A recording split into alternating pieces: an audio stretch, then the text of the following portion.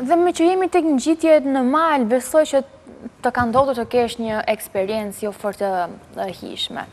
Ti e ke cekur dhe në disa postimet tuat, një histori që nuk e ke ndarë, e ke lënë me aq postim, por që ka ndodhur që gjatë një ngjitje mali, një nga shoqëruesit fatkeqësisht të humbasi jetën.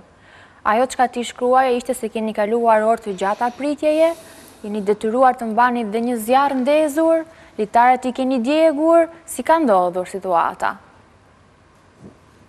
është një maje që quhet maja e thotë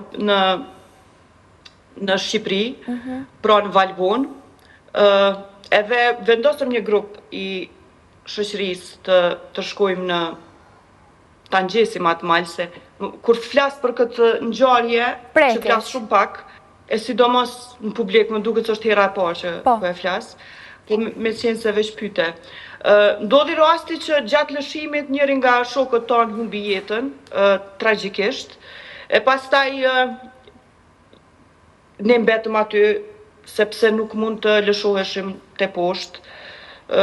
Personi që na kishte marrë përsipër të bënte lidhjet e litarëve, nuk për shkak të emocioneve që i përjetoi, domethënë kur ai personi tjetër ndroi jetë, nuk e kishte më fuqinë edhe aftësinë për të bërë lidhjen e litarëve për të na lëshuar të poshtë, sepse ka qenë një mal teknik.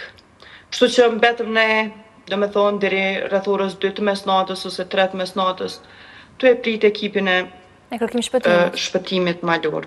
Po. E pe me syt e tu kur ai rrshiti? E pe gjithën skenën, besoj ju e keni parë gjithë, se si ndodhi? E di, po nuk mund të flas për këtë. Ke shumë drejtë, është një rast shumë i rëndë. Për momentin nuk mund të flas, ndoshta edhe a di si është mëngjes, po flasim për gjëra pak më të mira. Po, edhe me që the për gjërat shumë të bukura, një postim tjetër që tërhoqi vëmendjen time ishte ngjitja e malit të Kilimanxharos, ku ti këtë ngjitje ja ke dedikuar të gjitha grave të jetës tënde, motrave, nënës, vjerrës, gjysheve. Madomendja ka qenë një sfidë e vështirë, por që ja ke dalë.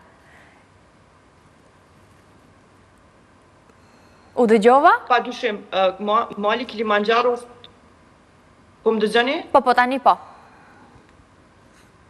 Okej. Mali Kilimanxharos është përafërsisht 6.000 metra mbi lartësitë detare, pra sidomos mbi 4.000 metra kur fillon të ngjitesh, ajri fillon me u paksu, e gjithashtu ke ne disa ditë në mal, je lodh, për shembull unë në lartësi mbi detare nuk më merr gjumi, sidomos që kemi bërë camping, pra as shtrati nuk ka qenë adekuat dhe si themi lodhja është akumuluar. Dhe le të themi sfidë pas sfide, po ja dola, tu e shty veten, edhe është shumë mirë këtë ngjitjet që jo vetëm unë, për të gjithë i rekomandoj me bëu diçka sfiduese, sepse e ke në CV-n tënde, le të themi që ja ke dalë në sfida shumë të mëdha, edhe ato t'japin motiv edhe një farloj sigurie edhe për ato hapa të tjerë që dëshiron me i marrë një jetë, që mund të jenë jashtë hobit, jashtë malit, mundën me qenë në biznes ose në zhvillim akademik, ose çka do qoftë në dëshirat e një personi, pastaj këto i shtojnë vlerë vetës tënde, pra ti me vetën tënde e krijon një farë sigurie dhe i beson vetës tënde akoma më shumë. Elvira, a të ka mbetur më kjo frika kur bën hiking se mund të ndodhë diçka e paparashikuar, apo e ke larguar me kalimin e aventurave, ngjitjeve të maleve? Unë mundohem me respektu malin, kur ka kushtet këqija atmosferike, nuk është se e kam patjetër atë egon që duhet me shku në majes, si që kam vrejtë shumë sportist. Unë nuk e kam ato, nëse prishet koha, unë me njerë këthejmë, se më duket sikur po i këthejmë kundër vullnetit të Zotit. Kështu që mundohem me zgjedh terrenet të mira, pavarësisht se fatkeqësi gjithmonë mundën me ndodh, ato nuk mund t'i ndalojmë, ndodhin edhe në rrugë, ndodhin çdo kund tjetër.